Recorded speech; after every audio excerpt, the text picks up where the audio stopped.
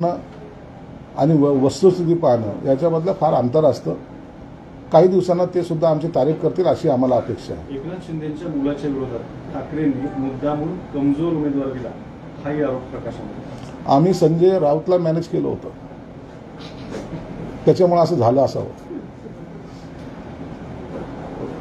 आता याचं उत्तर जर पाहिजे असेल तर तुम्ही संजय राऊतला विचारा, असं का केलं. ते कोकणामध्ये राज ठाकरे हे सभा घेणार आहेत असा प्रश्न अंबादास दानवे यांना विचारल्यानंतर ते असं म्हणाले की भाड्याने आणलेले नेते आणल्यावरही मतं मागितल्यावर थोडंच मतं मिळणार आहेत. बापरे, राज ठाकरेंना भाड्याने आणलेले नेते या विद्वानांचं त्या शिवाजी पार्कमध्ये जाहीर सत्कार उद्धव ठाकरेंनी केला पाहिजे. इतक्या विद्वानांची संगत त्यांच्याबरोबर असल्यामुळं निश्चित यांच्या पक्षाला चांगले दिवस येणार आहेत. मोदींच्या कुटुंबाची परिस्थिती अत्यंत चिंताजनक आहे, ते कशाला आमच्यावर बोलतात असं शरद पवार म्हणतात. जाऊ द्या हो, त्यांच्याबद्दल मोदींबद्दल बोलण्याची आता कुणाची ज्यांची पात्रता नाही ते बोलतात. तो रोहित पवार बोलतो. आश्चर्य, एखाद्या कोणत्या नेत्याबद्दल कुणी बोलावं. माझ्यासारख्याने सुद्धा मोदीवर बोलताना 10 वेळा विचार केला पाहिजे की नाही.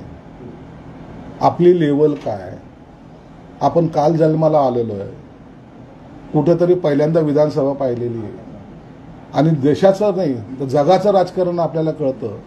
या विरोधामध्ये बोलणारे काही नेते आता पैदा झालेले आहेत आणि त्यांना असं वाटतं आमच्या मोठ्या नेत्याने केलेली पुण्याई ही आमच्याच कामी येते का काय. म्हणून मोदींवर जो कोणी टीका करेल आज तो या सर्वसामान्याच्या मनातून उतरणार हे एवढं मात्र नक्की आहे. लेकीने माहेरी किती लुडबुड करावी असं महादेव जानकरांनी प्रश्न विचारला. सुप्रिया सुळे लेकीने माहेरी किती लुडबुड करावी नाही, ती माहेरातून कधीतरी सासरी जाती की नाही हे कधी पाहिलं पाहिजे. मला तर कधी तिकडे जाताना दिसली नाही. तिकडे घर कोणतं आहे त्याचं महाराष्ट्राच्या जनतेला माहित नाही. म्हणून आता या घरात आहे का त्या घरात आहे एकदा ठरवून घ्या, नंतर ह्या सगळ्या राजकारणाला सुरुवात करा. संजय राऊतांनी गुंडाराजवरून मोठ्या प्रमाणात टीका केलेली आहे. ते म्हणतात की श्रीकांत शिंदे यांच्या उमेदवारी रॅलीमध्ये गुंडांचा सहभाग होता, गुंडांना जेलमध्ये सोडून राजकीय पक्षात आणलं जातं, राजकीय फायद्यासाठी गुंडांच्या टोळ्यांचा वापर केला जातोय.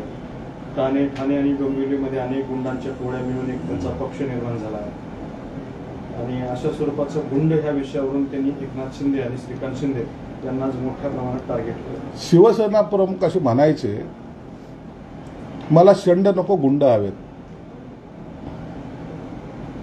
म्हणजे एखाद्या घरामध्ये जर 6 जर असले आणि ते टाळ्या वाजवणार असले तर ते काही कामाचे नाही.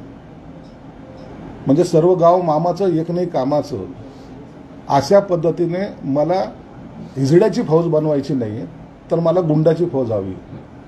आणि म्हणून आमच्या शिवसैनिकामध्ये मनगटामध्ये जोर आहे. तुमच्यासारखं टाळ्या वाजवण्याचं काम ते करत नाहीत हे तुम्हाला सगळ्या घटनातून दिसून येईल. म्हणून तुम्ही त्यांना गुंड म्हणत असाल तर त्याचा आम्हाला गर्व आहे. परंतु तुम्ही फक्त टाळ्या वाजवण्याचं काम चांगल्या पद्धतीने करतायत याचा जर तुम्हाला गर्व असेल तर तो तुम्हाला लखला. गुन्हेगारी प्रवृत्तीच्या लोकांबद्दल कसला गुन्हेगारीच्या प्रवृत्तीचं बोलतो. हा गुन्हेगारीच्या संदर्भात बोलतो. गरीबाला लुटणारा पत्रा चाळमधला आरोपी त्या स्वप्न पाटकरला सतवणारा हा काय झाला तर शब्द नाही माझ्याकडे, परंतु ही अशी लोक गुन्हेगारी व्यक्तीवर बोलत आहेत. जर गुन्हेगार असेल तो त्याच्या पद्धतीने त्याचं काम त्याला दाखवलं जाईल. आता गेल्या वेळेला उद्धव साहेब एका ठिकाणी गेले होते सभेला विदर्भामध्ये.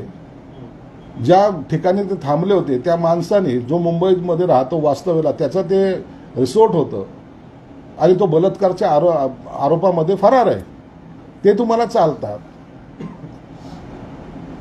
स्वतःचा जेव्हा वेळ येते त्या टायमाला तुम्हाला फोटोमध्ये जरी गुंड दिसला तर त्याच्याबद्दल आहेत का ठिकाणावर आहेत का मंत्री असं ते म्हणतायत, तर त्याच्यावर तुमचं काय म्हणणं आहे. नाही त्याच्यावर काय म्हणणं विचार त्या यांनी खरं तर ते IPL वगैरे जे काही कोण सट्टेबाजारवाले जे असतील ना ही मध्यस्थी करावी.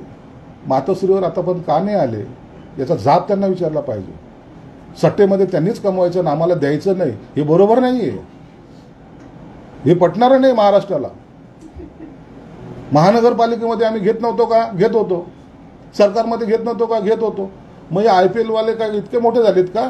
किंवा ते सट्टेबाजार इतके मोठे झालेत का? पुढाकार घ्यायला पाहिजे विरोधी पक्षनेत्यांनी. त्यांना मातोश्रीला बोलवलंच पाहिजे. हा त्यांचा अधिकार आहे.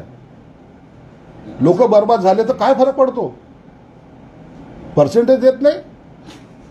आम्ही नाही गेलो का अदानीच्या घरा त्या ऑफिसवर मोर्चा घेऊन नाही गेलो का? किती आंदोलन पेटलेले आता महाराष्ट्रात त्या अदानीच्या विरोधात. हे काम केलं पाहिजे. असे कामं महाराष्ट्राला अपेक्षित आहे त्यांच्याकडून. म्हणून अशा कामासाठी तुमची खास नेमणूक केलेली आहे. कृपया त्यांच्याशी संपर्क साधा. असंच बोट तुमच्याकडे त्यांनी दाखवलेलं आहे ते म्हणतायत आम्ही तो त्यामुळेच कुणी कारवाई होत नाही का? वा वा. आम्ही 1.5 वर्ष झाले सत्तेमध्ये येऊन. आम्हाला काय करायचं आहे आम्ही ठरवू. आमची चिंता करू नका. फक्त तुम्हाला ज्यांनी आणून दिलं नसेल उसको छोडणे का नाही. राज्य गुंडांच्या ताब्यात आणि त्याला सर्वस्वी फडणवीस जबाबदार आहे. राज्य गुंडांच्या ताब्यात त्याला सर्वस्वी फडणवीस जबाबदार आहे. संजय राऊत तुमचे मित्र. याच गुंडाला थोडंसं इलेक्शन होते याला जेलमध्ये टाकतो का नाही बघा. हे तुमचा दावा आहे. अरे 100% जेलमध्ये जाणार. त्यांनी मग काय म्हणले परत तुम्ही का अरे मग इथं उभा राहून बाबा तुम्ही परत असं म्हणाले की याच गुंडाला जेलमध्ये टाकणं म्हणजे मी काय जे बोललो तेच बोललो ना.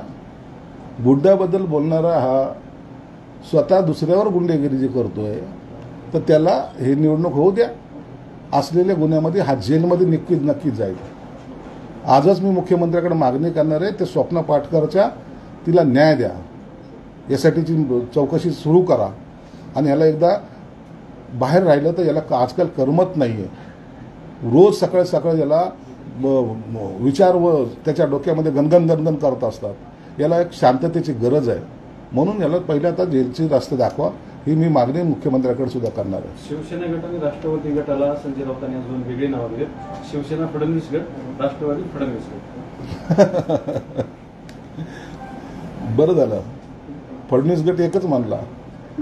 तर या उबाटा गटाला कोणत्या गटाचं कोणत्या माणसाचं नाव लावायचं ना एकदा ठरवून घ्या. आम्हाला चालवण्याची ताकद कुणाची नाही. ही शिवसेना प्रमुखाच्या विचाराची शिवसेना आहे.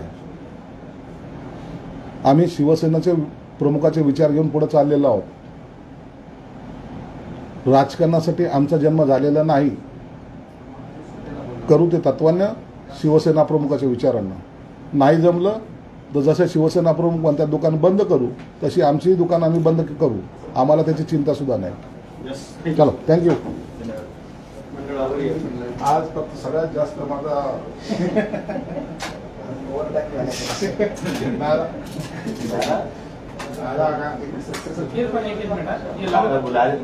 चांगलं बोललं तर त्यांना वाईट वाटतं. कोणी वाईट बोललं तर त्यांना त्यांच्याबद्दलचं प्रेम होतं येतं. आणि याच प्रेमाच्या मुळे आता त्यांचं सगळीकडं प्रेम भंग होत चाललेलं आहे. आणि मला वाटतं काल एक व्हिडिओ क्लिप मी पाहिली. शरद पवार त्यांना बाहेर बसा म्हणतायत उद्धव साहेबांना. व्हायरल झालेली व्हिडिओ मी पाहिली. मला माहीत नाही ती कधी खोटी, परंतु असं म्हणतायत. उद्या या 4 जून नंतर यांची अवस्था काय होईल हे देवाला माहिती आणि अल्लाला माहिती. गंभीर विषयावरून थोडं साध्या विषयाकडे येऊ. तुमचे नेते आहेत तानाजी सावंत. ते म्हणाले की आमच्यासोबत कडवट शिवसैनिक आहेत आणि नकली शिवसेनेसोबत भडवे शिवसैनिक आहेत. तुम्ही जेव्हा शिवसैनिकाला डिसवण्याचा प्रयत्न करता ना, 40 आमदार जे सर्वसामान्याचं प्रतिनिधित्व करतात त्यांच्याबद्दलचं तुमचं असलेलं वक्तव्य जर पाहिलं, 13 खासदार, अनेक जिल्हा प्रमुख, अनेक शिवसैनिक यांना तुम्ही जे काही लांछन लावता त्यामुळं शिवसैनिक हा दुखावला गेलेला आहे. तुम्ही ह्या सर्व जर यादी जरी पाहिली तर ह्या यादीमधले सर्वजणांनी कोणी 20 वर्ष असेल, कोणी 25 वर्ष असेल, कोणी 40 वर्ष असेल, कोणी 60 वर्ष असेल, शिवसेनेबरोबर काम केलेले लोक आहेत. ज्यांनी शिवसेना प्रमुखाला जपलेला आहे. शिवसेना प्रमुखाचा आदेश म्हणजे आमचं सर्वस्व. त्या आदेशाचं पालन करणाऱ्या लोकांबद्दलचे जे काही वक्तव्य तुम्ही आज करताय, कुणाला मिंदे म्हणतायत, कुणाला दाढीवाले म्हणतायत, कुणाला गद्दार म्हणतायत, कुणाला पहिले आता ते विसरलेत बाप चोरला असं म्हणत होते. परंतु शिवसैनिक आम्ही कडवट आहोत, म्हणून शिवसेना प्रमुखाला आमच्यापासून दूर कोणी काढू शकलं नाही. आणि आजही आम्ही म्हणतो बाळासाहेब आमचं दैवत आहे. हिंदू हृदय सम्राट म्हणण्याची ताकद फक्त शिवसैनिकामध्ये आहे. तुम्ही शरद पवारांना, तुम्ही त्या राहुल गांधीला किंवा त्यांच्या आणखीन चमच्यांना एकदा हिंदू हृदय सम्राट बाळासाहेब ठाकरे हे वाक्य त्यांच्या तोंडातून एकदा म्हणून दाखवा, तर म्हणेल की होय तुमचा बाणा तुम्ही जपलाय. कडवटवरती बोलताय, भडव्यांवरती बोलत नाही. कडवटवरती तुम्ही बोललात हे सगळं, पण ते भडवे असा पण उल्लेख. आता त्यांनी तो उल्लेख केला, आता तेवढं मला वाटतं बस आहे. प्रत्येकाने त्यांच्यावर आता टीका करणं आता आम्हालाही म्हणजे असं पचनी पडत नाही. त्यांची जर आजकालची भाषणं पाहिली, त्यांच्या सगळ्या चेल्या चपाट्याची सुद्धा भाषणं पाहिली, तर असं वाटतंय की ह्या लोकांचे आता सगळ्यांची रवानगी एकच होता. पहिले तो संजय राऊत, ज्याला मेंटल हॉस्पिटलमध्ये पाठवावं असं वाटत होतं, परंतु आता असं वाटतं की मेंटल हॉस्पिटलमध्ये लोक बाहेर काढावेत आणि यांच्यासाठी तिथं राखीव जागा, स्पेशल कोठा, रिझर्वेशन फॉर मेंटल हे म्हणून तिथं त्यांना ऍडमिट करावं, या अवस्थेमध्ये हे आलेले आहेत. त्याच्यावर आता नवीन एक विषय आलेला आहे. त्याच्यावर एक मिनिट. तानाजी सावंत असं म्हणाले की तत्कालीन उपमुख्यमंत्री अजितदादा पवार यांना पूर्वकल्पना देऊन महाविकास आघाडीचे सरकार पाडलं. मी जे बोलतो ते करून दाखवतो. उपमुख्यमंत्र्यांना कल्पना दिल्यानंतर अवघ्या 2 महिन्यात सरकार पाडला, असा दावाही सावंत यांनी केला. अजितदादाला या गोष्टीची कल्पना होती. अजितदादाचे सुद्धा इतर पक्षामध्ये असलेले संबंध, त्यामुळे ही बातमी त्यांच्यापर्यंत पोहोचली होती. त्यांनी ती उद्धव ठाकरे साहेबांना सांगितली होती. परंतु त्यांच्याबरोबर पुन्हा सांगतो की त्यांच्या आजूबाजूला असलेल्या चमच्यांनी, साहेब यांच्याकडे जास्त लोक नाहीत, 12-13 लोक आहेत. एकदा जर हे गेले आणि जर हे असफल झाले तर आपल्याला त्यांना पक्षातून हकलपट्टी करण्याच्या ऐवजी ते स्वतःच पक्ष सोडून गेल्यामुळं आपला रस्ता मोकळा होईल, त्यांना जाऊ द्या असा सल्ला देणारे हे जे काही चमचे होते, त्यामुळं उद्धव ठाकरे साहेबांनी सुद्धा त्याला सिरियस घेतलं नाही. परंतु जेव्हा त्यांना कळालं की अरे सगळंच गेलंय, त्या टायमाला त्यांनी बाकीची केलेली धावपळ तुम्हाला माहिती आहे. नाही, दावा केलाय त्यांनी की मी जे बोलतो ते करून दाखवतो. म्हणजे हे सगळं सरकार त्यांनी पाडलं का, त्यांनी स्थापन केलं का, सर्वांचा सहभाग होता. चला आता काय कोण कुणाचं क्रेडिट घ्यायचं, कोण काय क्रेडिट घेण्यासाठी आम्ही हे काय उठाव केलेला नव्हता. आम्ही आमच्या ज्या काही मागण्या होत्या किंवा जे आम्हाला वाटत होतं, जे आम्हाला पसंत पडत नव्हतं, त्याचा राग म्हणून केलेला हा उठाव होता. आणि त्याच्यामध्ये मी जे बोलतो ते करून दाखवतो. अहो सगळे चला त्यांनी केलं असं समजून चालूया. आम्हाला वास्तव काय ते सांगा. वास्तव असं आहे की सर्व आमदार हे एकत्रितपणे येऊन त्यांनी केलेला हा उठाव होता. म्हणजे तानाजी सावंतांचा मुद्दा तुम्ही दावा तुम्ही खोडताय. खोडत नाही, सर्वांनी मिळून केलेला हा उठाव आहे. नेक्स्ट ते यावर असं म्हणाले, ते अंबादास दाखले तुम्ही आम्हाला ते शब्द वापरता, मुळात तुम्हीच ते आहात भडवे, आणि तुम्ही आम्हाला सांगताय आम्ही भडवे आहोत. भडव्यांना तुम्हाला आणखी शिवसेना कळायची रे. आम्ही शिवसेना आम्ही जोपासलेली वयाचे 40 म्हणजे आयुष्यातले 40 वर्ष खर्च घातलेले. काल आलेले जे आहेत ना, कालचे 3 लोक, त्यांच्यापासून आम्हाला शिवसेना शिकायची गरज नाहीये. आजही शिवसेना प्रमुखाच्या नावाने कोणी शिवी देऊन दाखवावी, त्याचा थोबाड फोडण्याची ताकद आमच्यात आहे. आणि या सगळ्या भडव्यांना फक्त सत्तेसाठी हे लाचार लोक आहेत. यांना राग नाहीये, हे मिंदे आहेत खऱ्या अर्थानं. राग यासाठी डोळे लाल नाही झाले, द्या शिवसेना प्रमुखाला शिवी कोणी, त्याचं थोबाड नाही फोडलं ना, पुन्हा राजकारणात दिसणार नाही. आता यांना तर रोज लोक शिवाय देतात, तर यांना लाज वाटत नाही. इतकं बिनलाज आणि इतकं लाचार माणसं मी राजकारणात पाहिलेलं नाही. शिवसेना प्रमुख म्हणायचे हो, सत्तेच्या खुर्चीने माझ्यासाठी जन्म घेतलेला आहे, मी खुर्चीसाठी जन्म घेतला नाही, हे शिवसेना प्रमुख बोलायचे. आणि आता हे खुर्ची घेऊनच फिरतायत. आता बसायचं तर खुर्ची आपली कोणी घेऊ नये, त्यासाठी ते खुर्चीच बरोबर पाहिजे यांना. ही लाचारगी ही महाराष्ट्राने कधी पाहिली नाही.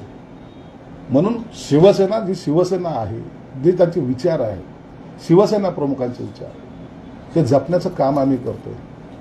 उठाव केल्यानंतर कुणाला काय मिळालं यापेक्षा शिवसेनेचं अस्तित्व आम्ही कायम राखलं याचा आम्हाला अभिमान आहे. बाळासाहेबांच्या विचारांचे खरे वारस नारायण राणे, राज ठाकरे आणि मुख्यमंत्री एकनाथ शिंदे आहेत असं अमित शहा म्हणतात. आहेत ते तर आहेतच ना.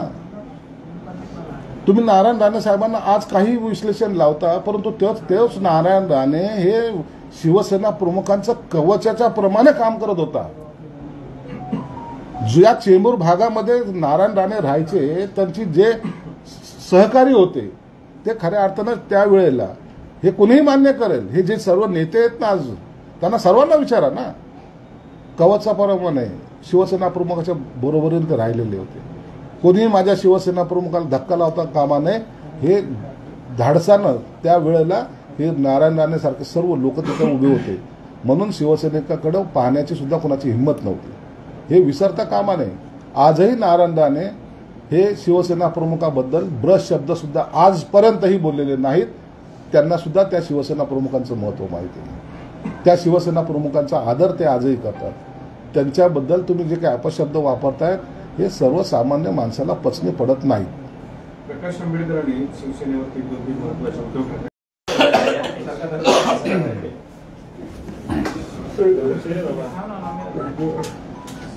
सचिन पडळकर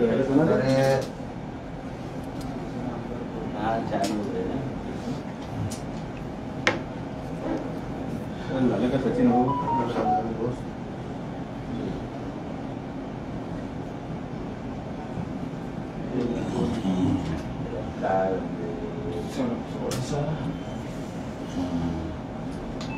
ओके ओके तिकडं लीड्स कुठं झालेले आहेत? लीड्स कुठं झाले बसल्या सगळ्या? ठीक आहे, येतो थोडा. करायचे का? हा रोल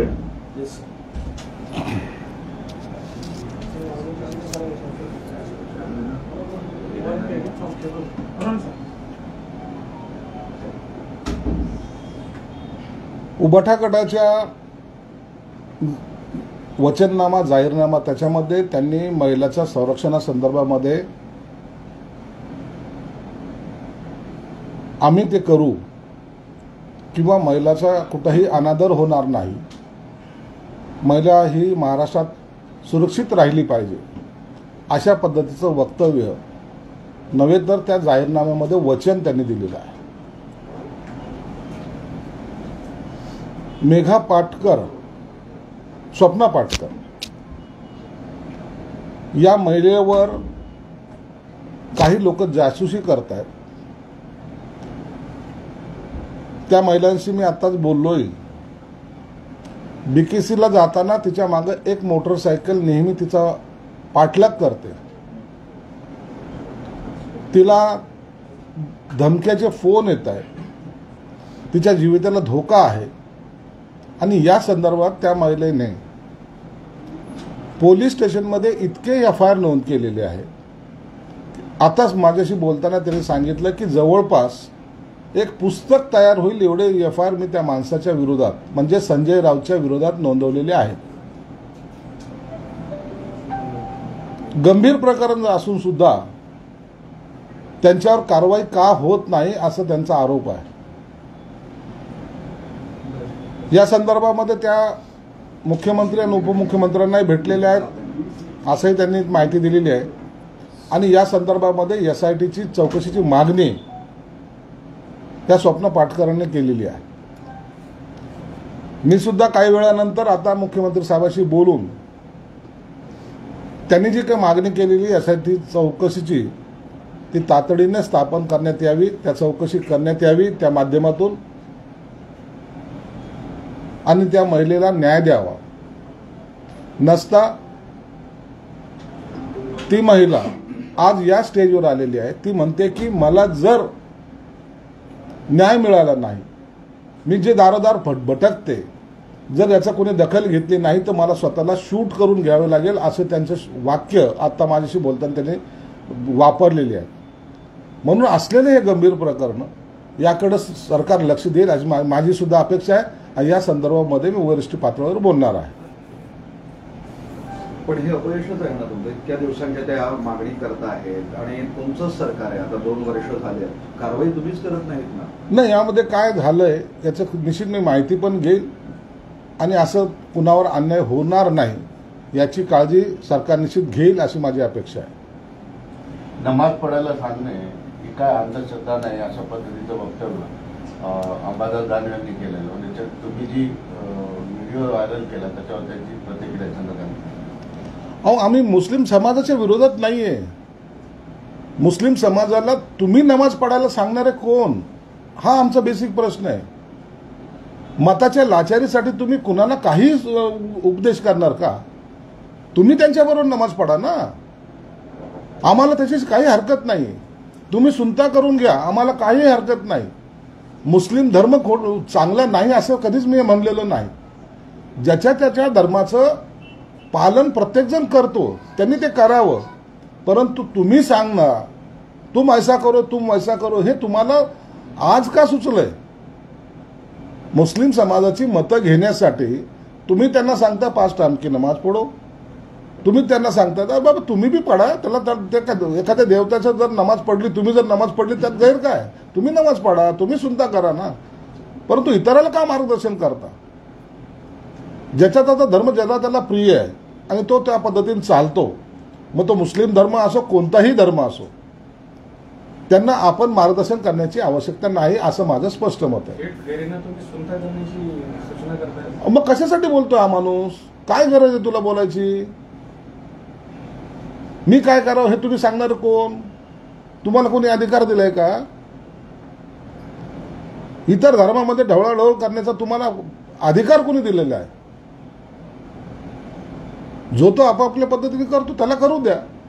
परंतु झालंय कसं की यांच्यावर जो पगडा आता बसलाय काँग्रेस आणि राष्ट्रवादीचा, काँग्रेसने हेच केलं, मतासाठी मुस्लिम धर्माच्या लोकांना चिथवलं, दंगली घडवून आणल्या.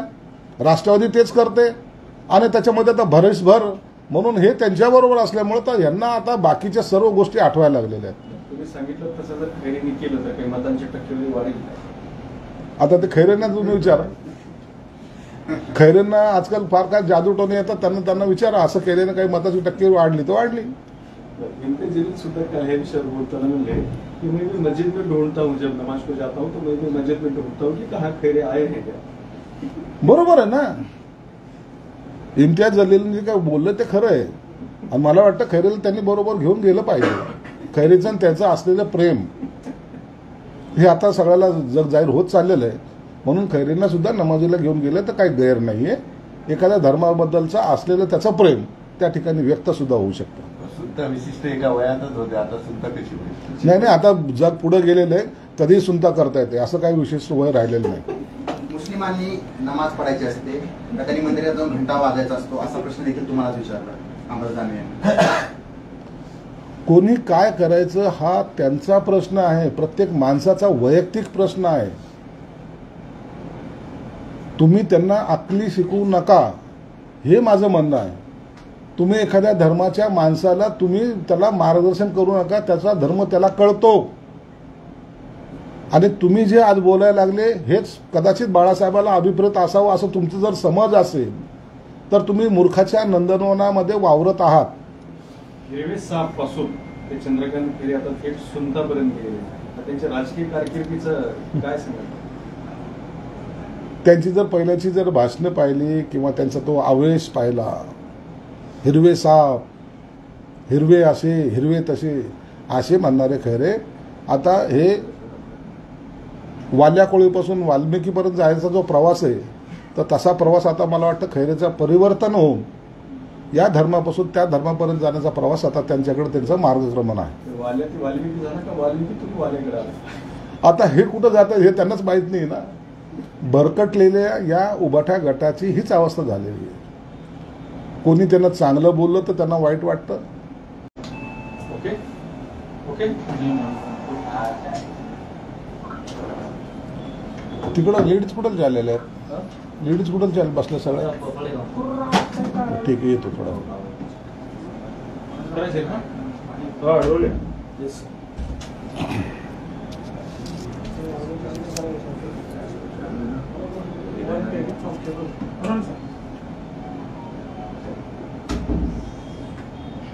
उबाठा गटाच्या वचननामा जाहीरनामा त्याच्यामध्ये त्यांनी महिलाच्या संरक्षणासंदर्भामध्ये आम्ही ते करू किंवा महिलाचा कुठेही अनादर होणार नाही, महिला ही महाराष्ट्रात सुरक्षित राहिली पाहिजे अशा पद्धतीचं वक्तव्य नव्हे तर त्या जाहीरनाम्यामध्ये वचन त्यांनी दिलेलं आहे.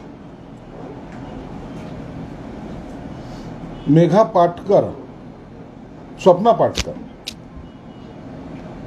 या महिलेवर काही लोक जासूसी करत आहेत. त्या महिलांशी मी आत्ताच बोललोय.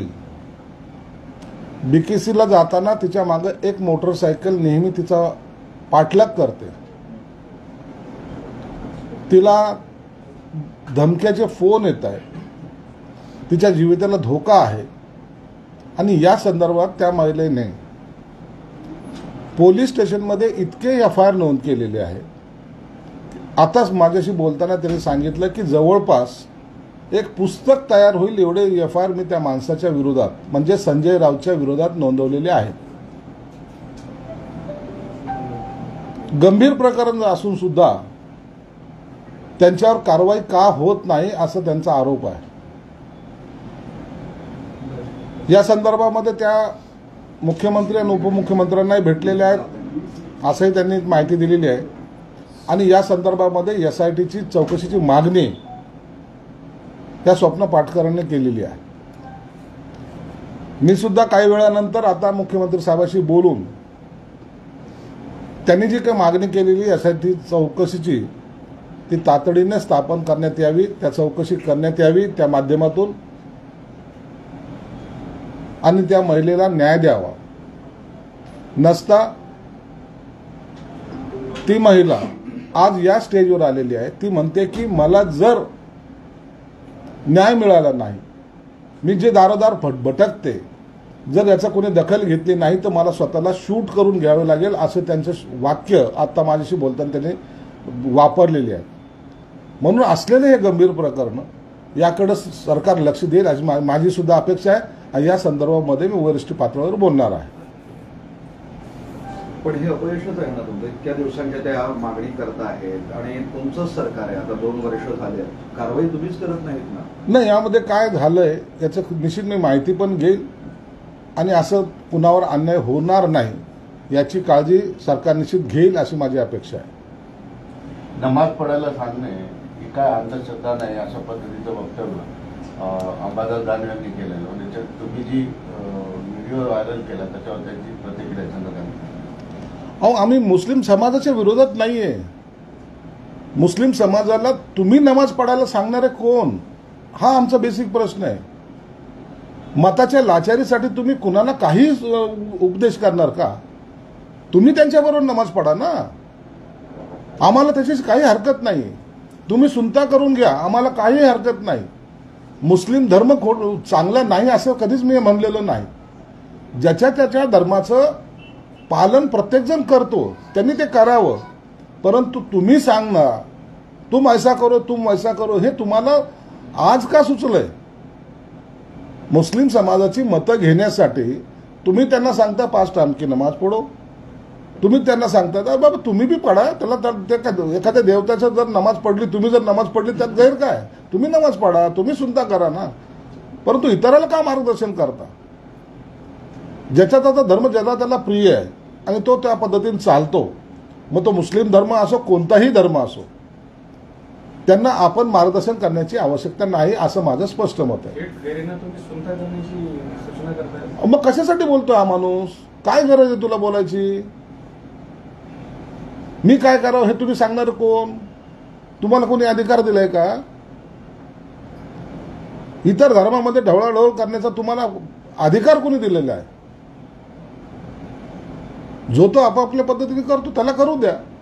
परंतु झालंय कसं की यांच्यावर जो पगडा आता बसलाय काँग्रेस आणि राष्ट्रवादीचा, काँग्रेसने हेच केलं, मतासाठी मुस्लिम धर्माच्या लोकांना चिथवलं, दंगली घडवून आणल्या.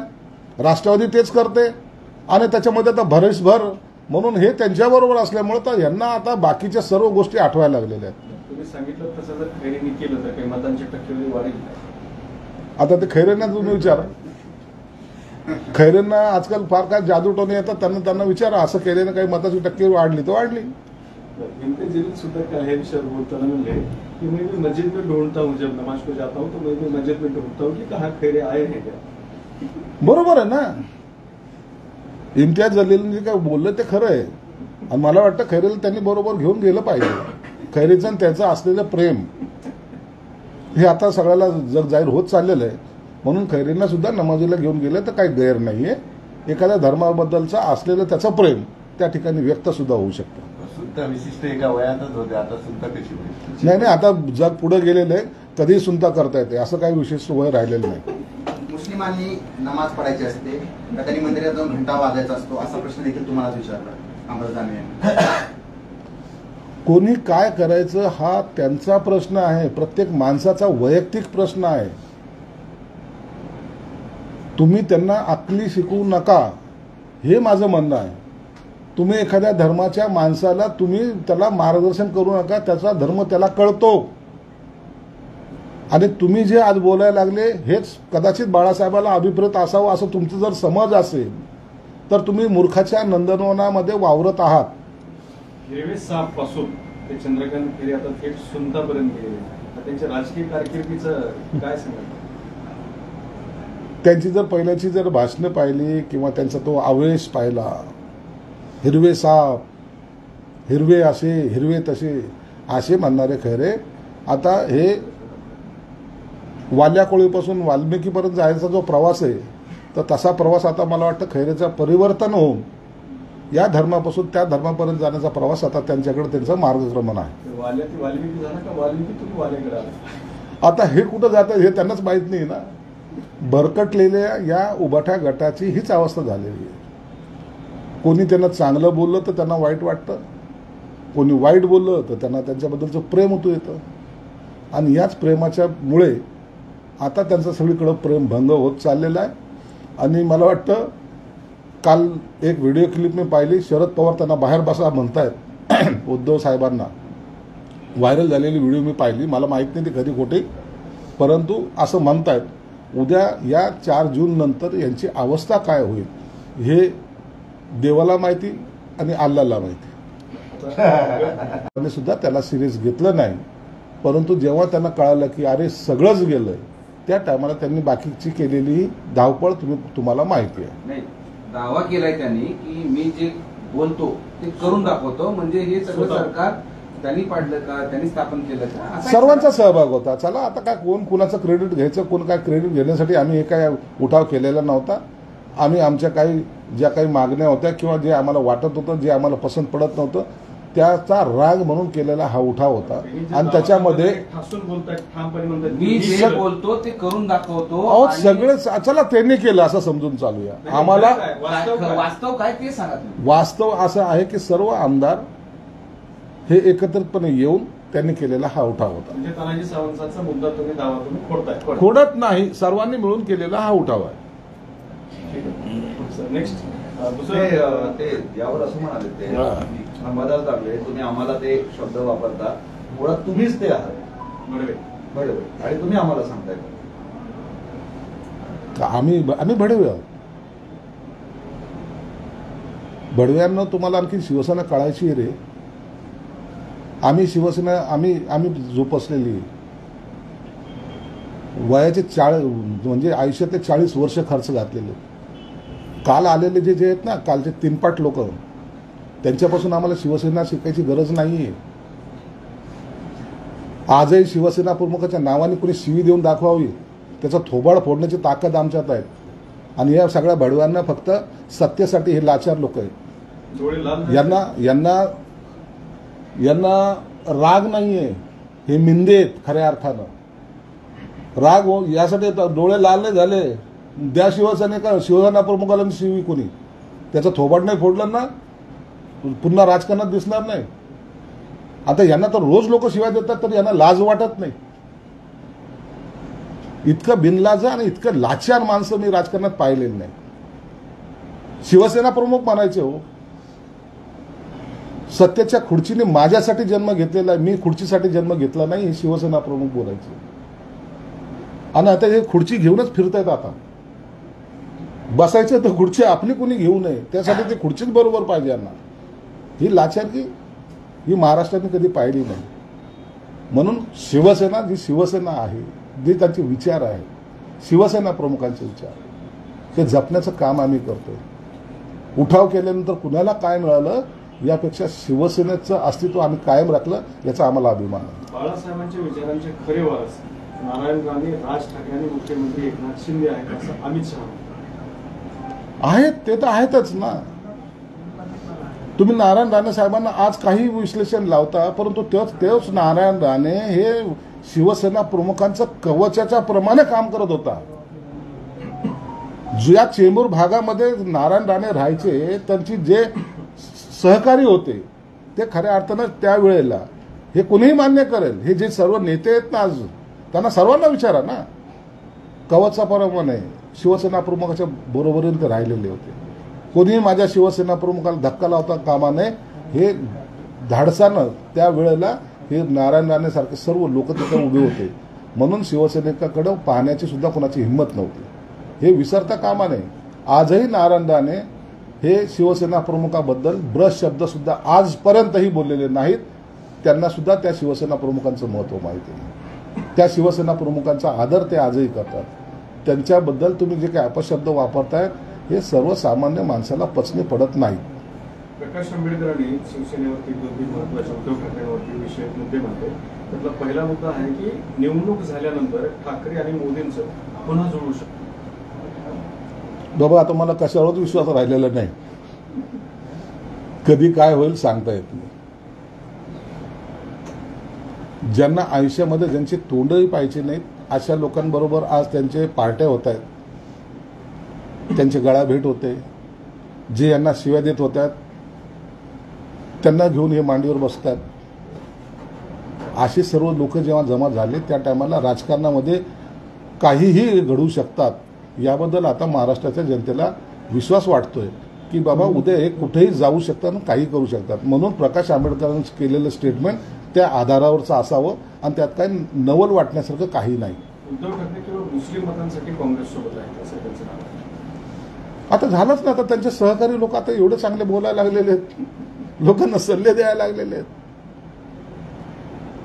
आता ते काही दिवसानंतर त्यांना सांगणार आहेत म्हणा गर्व से कहो हम हिंदू आहे. आता हे मी म्हणणार आहेत, मग ते लोक यांना जोड्यांनी मारणार आहेत. तेव्हा यांना कळेल आपली जागा कुठं आहे. परंतु तोपर्यंत आता ती वेळ गेलेली असेल. एकनाथ शिंदेंच्या विरोधात आणि व्यापाऱ्यांचा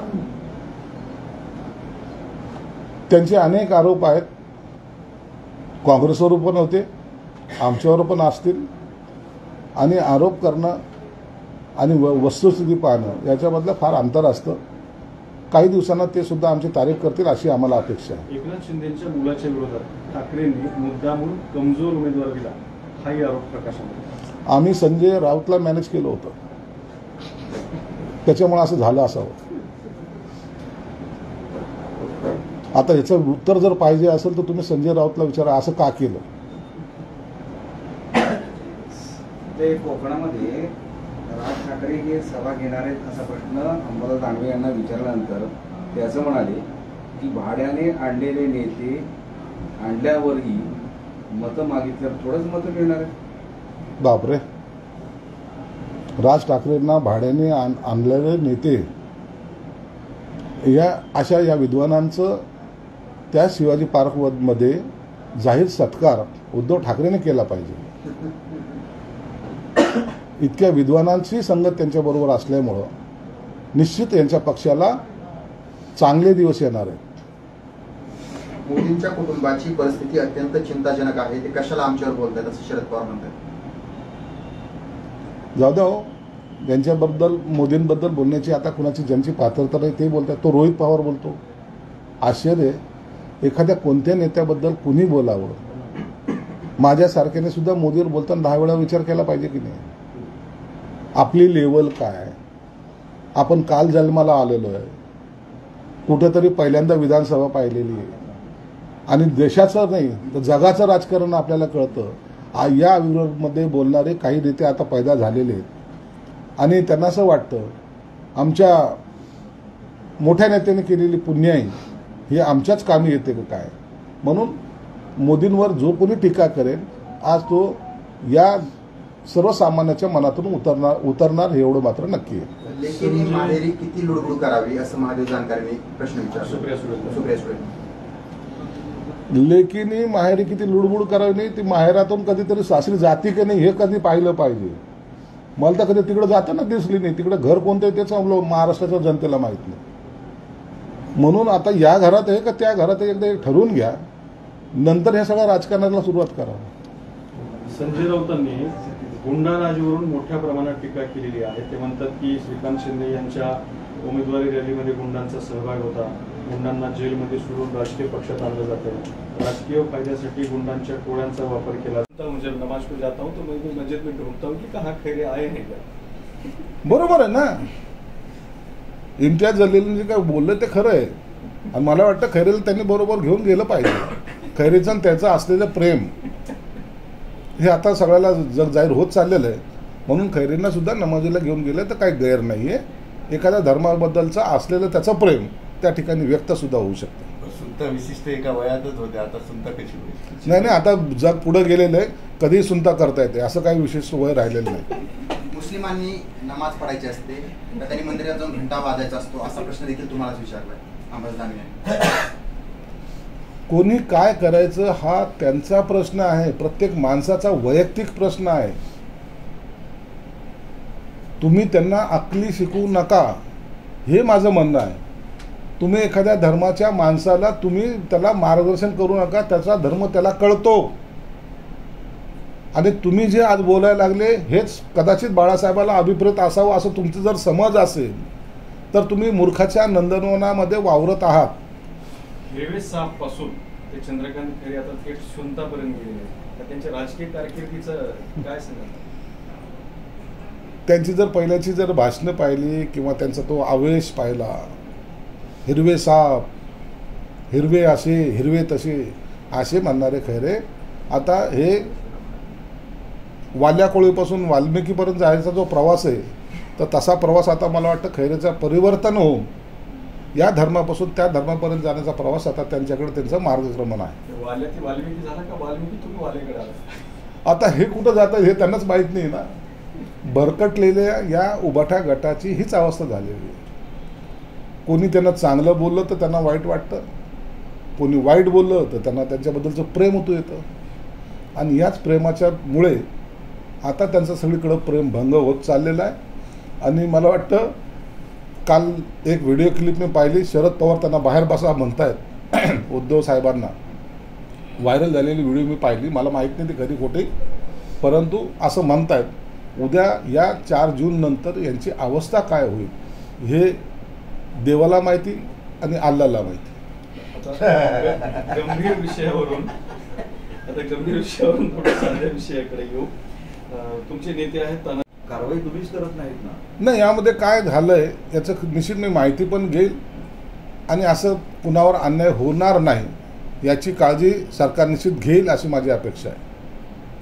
नमाज पढायला सांगणे ही काय अंधश्रद्धा नाही अशा पद्धतीचं वक्तव्य अंबादास दानवे यांनी केलेलं. म्हणजे तुम्ही जी व्हिडिओ व्हायरल केला त्याच्यावर त्याची प्रतिक्रिया चंद्रकांत. आम्ही मुस्लिम समाजाच्या विरोधात नाही आहे. मुस्लिम समाजाला तुम्ही नमाज पढायला सांगणारे कोण हा आमचा बेसिक प्रश्न आहे. मताच्या लाचारीसाठी तुम्ही कुणाला काही उपदेश करणार का.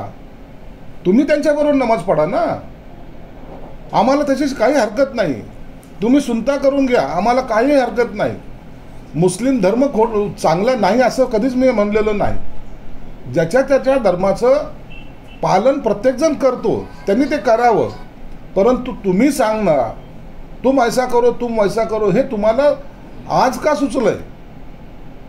मुस्लिम समाजाची मतं घेण्यासाठी तुम्ही त्यांना सांगता 5 टाइम की नमाज पढो. तुम्ही त्यांना सांगता बाबा तुम्ही बी पढा, त्याला एखाद्या देवताच्या जर नमाज पडली, तुम्ही जर नमाज पडली त्यात गैर काय. तुम्ही नमाज पढा, तुम्ही सुनता करा ना. परंतु इतराला का मार्गदर्शन करता. ज्याचा त्याचा धर्म ज्याला त्याला प्रिय आहे आणि तो त्या पद्धतीने चालतो. मग तो मुस्लिम धर्म असो, कोणताही धर्म असो, त्यांना आपण मार्गदर्शन करण्याची आवश्यकता नाही, असं माझं स्पष्ट मत आहे. मग कशासाठी बोलतोय हा माणूस? काय गरज आहे तुला बोलायची? मी काय करावं हे तुम्ही सांगणार कोण? तुम्हाला कोणी अधिकार दिलाय का? इतर धर्मामध्ये ढवळाढवळ करण्याचा तुम्हाला अधिकार कोणी दिलेला आहे? जो तो आपापल्या पद्धतीने करतो, त्याला करू द्या.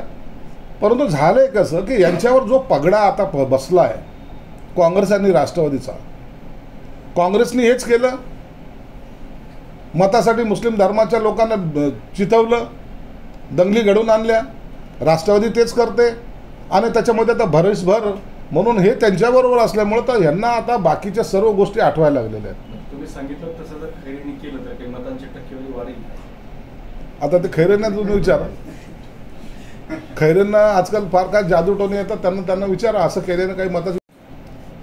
मी सुद्धा काही वेळानंतर आता मुख्यमंत्री साहेबांशी बोलून त्यांनी जी काही मागणी केलेली यासाठी चौकशीची ती तातडीने स्थापन करण्यात यावी, त्या चौकशी करण्यात यावी त्या माध्यमातून, आणि त्या महिलेला न्याय द्यावा. नसता ती महिला आज या स्टेजवर आलेली आहे. ती म्हणते की मला जर न्याय मिळाला नाही, मी जे दारोदार भटकते, जर याचा कोणी दखल घेतली नाही तर मला स्वतःला शूट करून घ्यावे लागेल, असं त्यांचं वाक्य आता माझ्याशी बोलताना त्यांनी वापरलेले आहे. म्हणून असलेले हे गंभीर प्रकरण याकडे सरकार लक्ष देईल अशी माझी सुद्धा अपेक्षा आहे. आणि या संदर्भामध्ये मी वरिष्ठ पातळीवर बोलणार आहे. तुम्ही जेव्हा शिवसैनिकाला डिसवण्याचा प्रयत्न करता ना, 40 आमदार जे सर्वसामान्याचं प्रतिनिधित्व करतात त्यांच्याबद्दलचं तुमचं असलेलं वक्तव्य जर पाहिलं, 13 खासदार, अनेक जिल्हा प्रमुख, अनेक शिवसैनिक यांना तुम्ही जे काही लांछन लावता त्यामुळं शिवसैनिक हा दुखावला गेलेला आहे. तुम्ही ह्या सर्व जर यादी जरी पाहिली तर ह्या यादीमधले सर्वजणांनी कोणी 20 वर्ष असेल, कोणी 25 वर्ष असेल, कोणी 40 वर्ष असेल, कोणी 60 वर्ष असेल, शिवसेनेबरोबर काम केलेले लोक आहेत, ज्यांनी शिवसेना प्रमुखाला जपलेला आहे. शिवसेना प्रमुखाचा आदेश म्हणजे आमचं सर्वस्व. त्या आदेशाचं पालन करणाऱ्या लोकांबद्दलचे जे काही वक्तव्य तुम्ही आज करतायत, कुणाला मिंदे म्हणतायत, कुणाला दाढीवाले म्हणतायत, कुणाला गद्दार म्हणतायत, कुणाला पहिले आता ते विसरलेत बाप चोरला असं म्हणत होते. परंतु शिवसैनिक आम्ही कडवट आहोत, म्हणून शिवसेना प्रमुखाला आमच्यापासून दूर कोणी काढू शकलं नाही. आणि आजही आम्ही म्हणतो बाळासाहेब आमचं दैवत आहे. हिंदू हृदय सम्राट म्हणण्याची ताकद फक्त शिवसैनिकामध्ये आहे. तुम्ही शरद पवारांना, तुम्ही त्या राहुल गांधीला किंवा त्यांच्या आणखीन चमच्यांना एकदा हिंदू हृदय सम्राट बाळासाहेब ठाकरे हे वाक्य त्यांच्या तोंडातून एकदा म्हणून दाखवा, तर म्हणेल की होय तुमचा बाणा तुम्ही जपलाय. कडवटवरती बोलताय, भडव्यांवरती बोलत नाही ना. कडवटवरती तुम्ही बोललात हे सगळं, पण ते भडवे असा पण उल्लेख. आता त्यांनी तो उल्लेख केला, आता तेवढं मला वाटतं बस आहे. प्रत्येकाने त्यांच्यावर आता टीका करणं आता आम्हालाही म्हणजे असा पचनी पडत नाही. त्यांची जर आजकालची भाषणं पाहिली, त्यांच्या सगळ्या चेल्या चपाट्याची सुद्धा भाषणं पाहिली, तर असं वाटतंय की ह्या लोकांचे आता सगळ्यांची रवानगी एकच होता. पहिले तो संजय राऊत, ज्याला मेंटल हॉस्पिटलमध्ये पाठवावं असं वाटत होतं, परंतु आता असं वाटतं की मेंटल हॉस्पिटलमधले लोक बाहेर काढावेत आणि यांच्यासाठी तिथं राखीव जागा, स्पेशल कोठा, रिझर्वेशन फॉर मेंटल हे म्हणून तिथं त्यांना ॲडमिट करावं, या अवस्थेमध्ये हे आलेले आहेत. बरं, त्याच्यावर आता नवीन एक विषय आलेला आहे.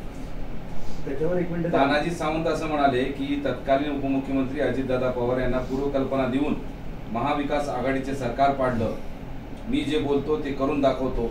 उपमुख्यमंत्र्यांना कल्पना दिल्यानंतर अवघ्या 2 महिन्यात सरकार पाडलं, असा दावाही सावंत यांनी केला आहे. अजितदादाला या गोष्टीची कल्पना होती. अजितदादाचे सुद्धा इतर पक्षामध्ये असलेले संबंध, त्यामुळे ही बातमी त्यांच्यापर्यंत पोहोचली होती. त्यांनी ती उद्धव ठाकरे साहेबांना सांगितली होती. परंतु त्यांच्याबरोबर पुन्हा सांगतो की त्यांच्या आजूबाजूला असलेल्या चमच्यांनी साहेब यांच्याकडं जास्त लोक नाहीत, 12-13 लोक आहेत. एकदा जर हे गेले आणि जर हे असफल झाले तर आपल्याला त्यांना पक्षातून हकलपट्टी करण्याच्या ऐवजी ते स्वतःच पक्ष सोडून गेल्यामुळं आपला रस्ता मोकळा होईल.